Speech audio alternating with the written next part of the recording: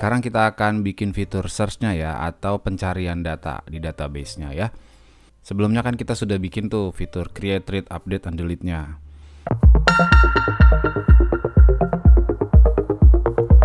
Untuk search ini gampang banget penerapannya di Livewire. Pertama tentu kita akan buat form ya di sini ya, kayak form search gitu untuk bisa diinput sama user. Kita ambil dari nice admin-nya.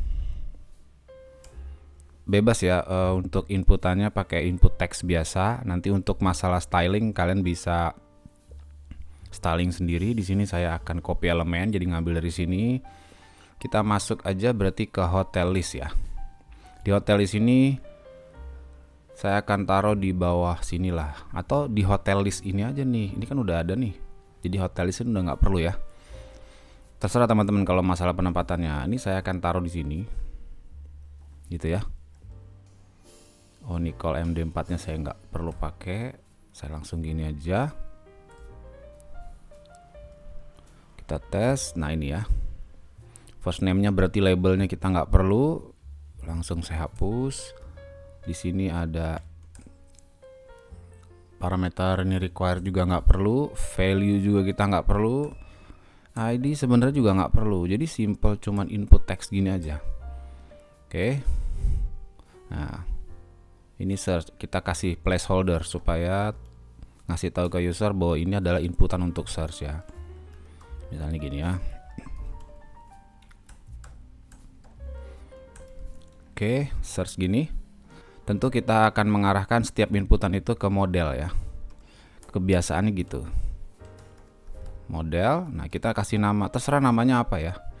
Di sini dikasih tahu tuh mau namanya query atau apapun ya. Di sini saya biar gampang saya kasih search saja. Jadi ada model search. Tentu kalau di sini udah kita kasih wire model, di sini kita kasih juga propertinya dong. Adanya di public gini. Public $search. Oke.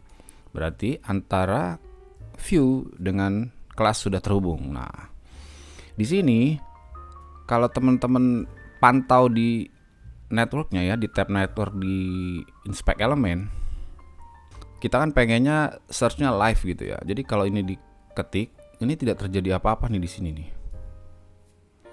Tapi kita bisa menambahkan setiap ada inputan dari user, atau biasanya disebut dengan event on change ya.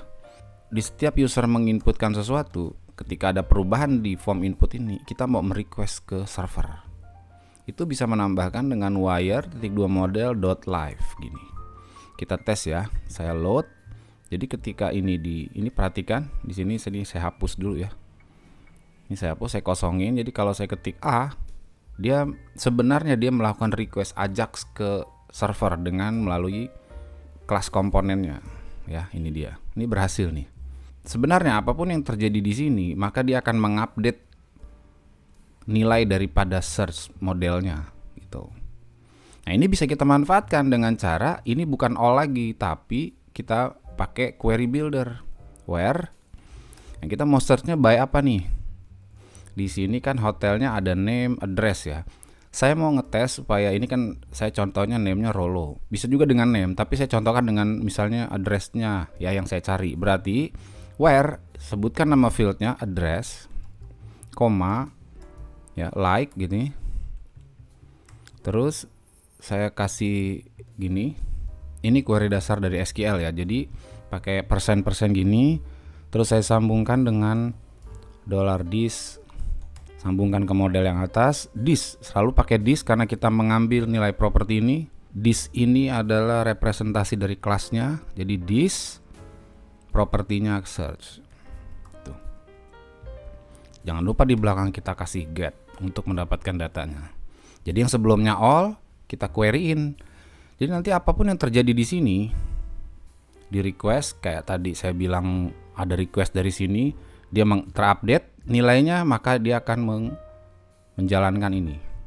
Logikanya gitu. Kita load. Misal saya kasih Bandung. Nah, baru B aja udah keluar Bandung doang nih.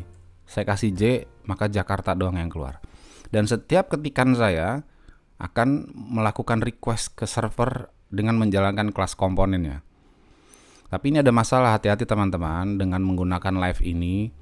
Jadi setiap kali saya ketik, perhatikan ketik A, B, C, D, ini melakukan request terus nih. Maka tentu ini akan membebankan server. Nanti servernya ya sebenarnya kan orang belum tentu nyariin cuman B doang gitu kan.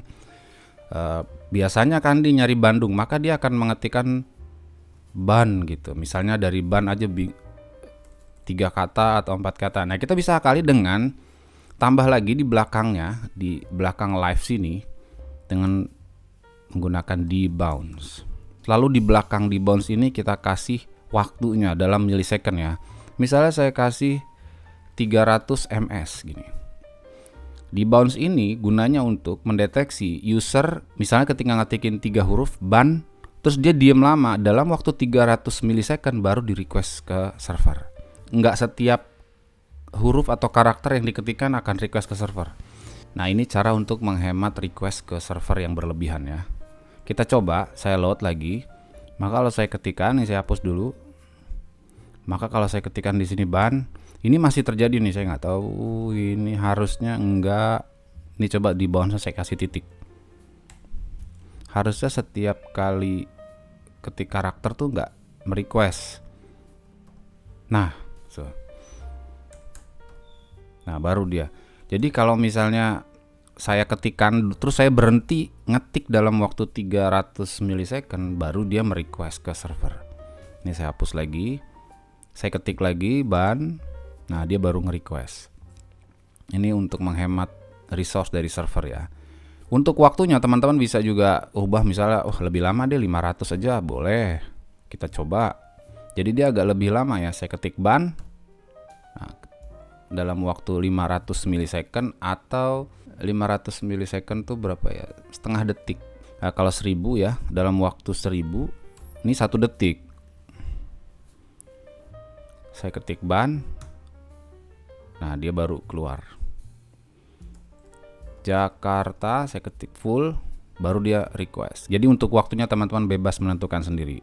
Setelah ini kita akan masuk ke materi autentikasi ya, atau login, logout seperti itu untuk membatasi hak akses user. Tonton terus video-videonya.